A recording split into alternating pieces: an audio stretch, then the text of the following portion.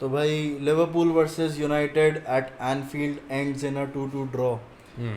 ये रिजल्ट भाई मैंने तो ऐसा नहीं सोचा था यार, मतलब 2-2 होगा वो भी यूनाइटेड के साथ। मतलब ऑन पेपर बहुत ही इजीली तुम ये चीज़ कह सकते थे कि भाई ये मैच आराम से लिवरपूल ले जाने वाली है, लेकिन क्या लगता है तुझे 2-2 ड्रॉ भाई गेम ऑफ द सीजन?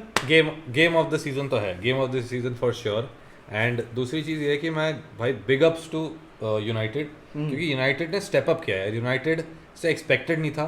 इससे पहले बहुत सारे मीम्स आ रहे थे कि भाई 20-0 हाँ, साला हैट्रिक, शर्ट exactly. उतरने वाली है फिर से, ये सारी चीज़ें चल रही थी। और उस बीच में एक और जोक आया भाई, कैरेगर और गैरी नेविल वाला, कि कैरेगर वो स्नो हटा रहा है, गैरी नेविल वापस डाल रहा है। तो मतलब यूनाइटेड फैंस खुद भी नहीं बिलीव कर रहे थे उनमें। लेकिन जिस यूनाइटेड ने आज शो अप किया वो एक्चुअली बहुत ही one of the best Uniteds this season जो मैंने खुद देखा पर्सनली।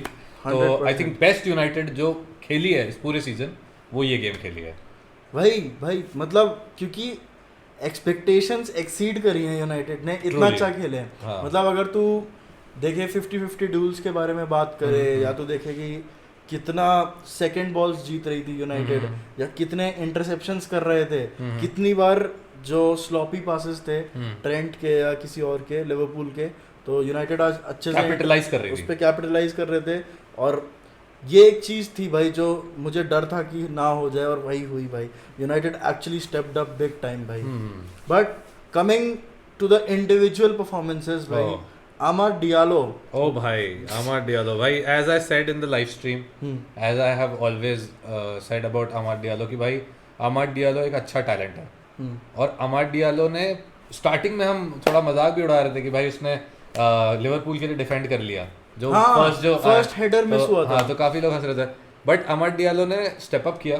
Amad Diallo ने पिछले कुछ गेम्स में भी स्टेप अप किया है, यूनाइटेड के लिए गोल्स मारे, एंड वही चल रहा है कि भाई if not Amad Diallo then who, ऐसा कुछ चल रहा है। क्योंकि ज़र्गज़ी नहीं परफॉर्म कर रहा है, हॉयलैंड नहीं परफॉर्म कर रहा है, तो आगे सिर्फ Amad Diallo ही खेल रहा है, एंड गर्नाचो बेंच पे रहता है, रैशफोर्ड नहीं परफॉर्म करता, तो Amad Diallo ही चल रहा है अभी।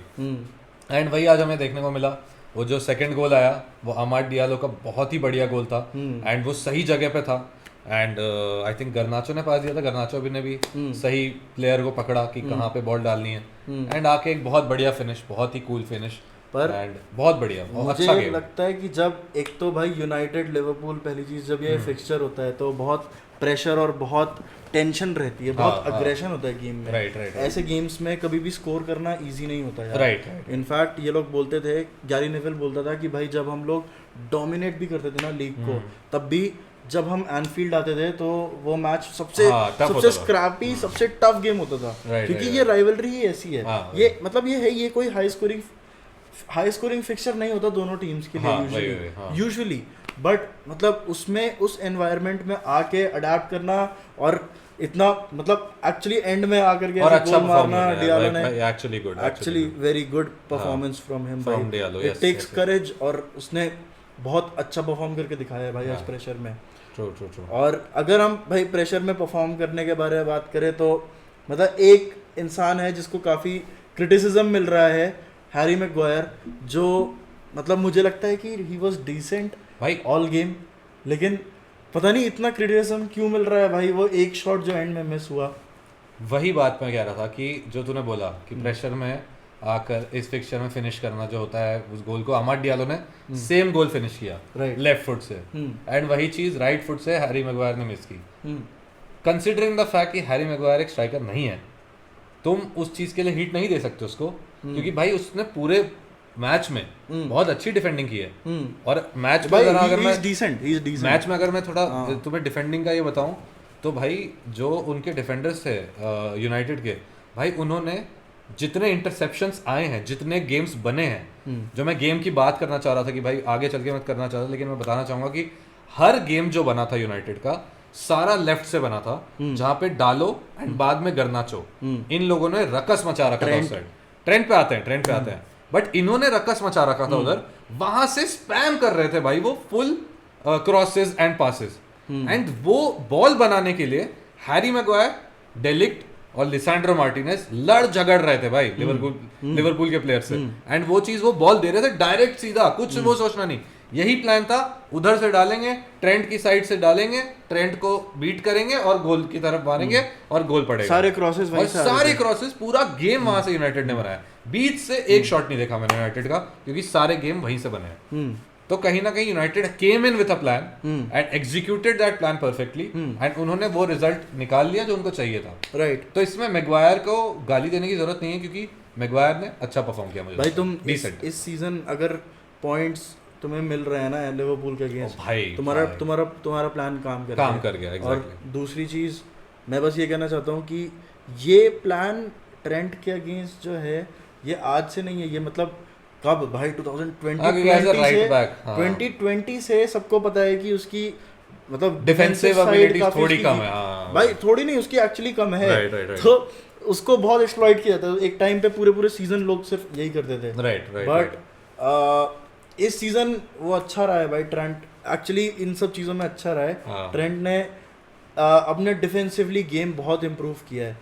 पर जो चीज़ मुझे लग रही है, जो भी भाई रियल मैड्रिड और ट्रांसफर वाला जो चल रहा है scene, is it time to go, मुझे लगता है कि it has got to him, जो वो बातें चल रही हैं।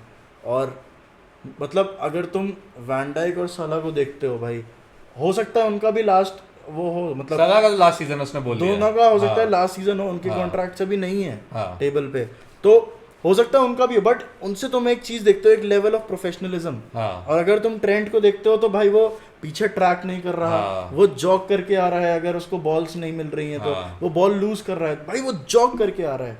मतलब ये लेवल नहीं है एक प्रोफेशनल फुटबॉलर का। ये प्रोफेशनल नहीं है, ये सही तरीका नहीं है भाई। अगर मतलब जो भी इंटरेस्ट है बाहर से जो भी है भाई, अगर रियल मैड्रिड में ऐसे डिफेंड करेगा ना ट्रेंट, वो भाई उसको खिलाने नहीं भाई ऐसा ये मतलब ये एक गलत अप्रोच है, गलत अप्रोच है ऑब्वियसली। एंड कहीं ना कहीं ट्रेंट हो सकता है मिडफील्ड के लिए वो ले रहे हो, कुछ भी हो सकता है, क्योंकि ट्रेंट हमने बहुत सारे प्लेयर्स को ऐसे देखा है जो राइट बैक्स थे, जो गोलकीपर्स थे, जो स्ट्राइकर्स बने। तो मुझे लगता है कि ट्रेंट को पता नहीं किस वजह से ले रही है रियल मैड्रिड, बट वो परस्यू कर रहे हैं, हाथ धो के पीछे पड़े हैं। अब वो अलग चीज है, लेकिन आज के गेम में कहीं ना कहीं मुझे दोनों गोल्स में ट्रेंट की तरफ से प्रॉब्लम्स दिखी, ठीक है। एंड एक जगह पूरे गेम में सिर्फ उसी की तरफ से बॉम्बार्ड हो रहे थे भाई क्रॉसेस। हाँ ये तो है। और इंडिविजुअल प्लेयर्स की मतलब आज के दिन हम बात कर रहे हैं, तो एक प्लेयर मुझे लगता है जो सबसे ऑनरेबल, मतलब एक और मेंशन है जिसने आज भी गोल मारा है, स्कोरिंग शीट पे है, और आज भी मैं बोल रहा हूँ तो भाई तुम्हें मतलब पता होगा कि भाई बहुत बढ़िया कि वो भाई हर मैच में लिटरली गोल मार रहा है, मोहम्मद साला भाई। और थियरी ऑनरी के बराबर गोल्स हो गए भाई आज उसके, मतलब प्रीमियर लीग में जो हाईएस्ट लिस्ट है उसमें आई थिंक टॉप 6 या टॉप 7 में है। और थियरी ऑनरी के बराबर 175 गोल्स। तो इसमें मतलब तेरा क्या कहना है?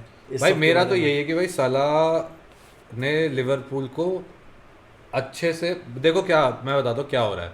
लिवरपूल एक रॉकेट है, ठीक है, जिसमें आर्ने स्लॉट आग लगा रहा है, ठीक है, एंड उस आग में जो सबसे ऊपर जाके जो एंड में फटता है ना, वो मोहम्मद साला है।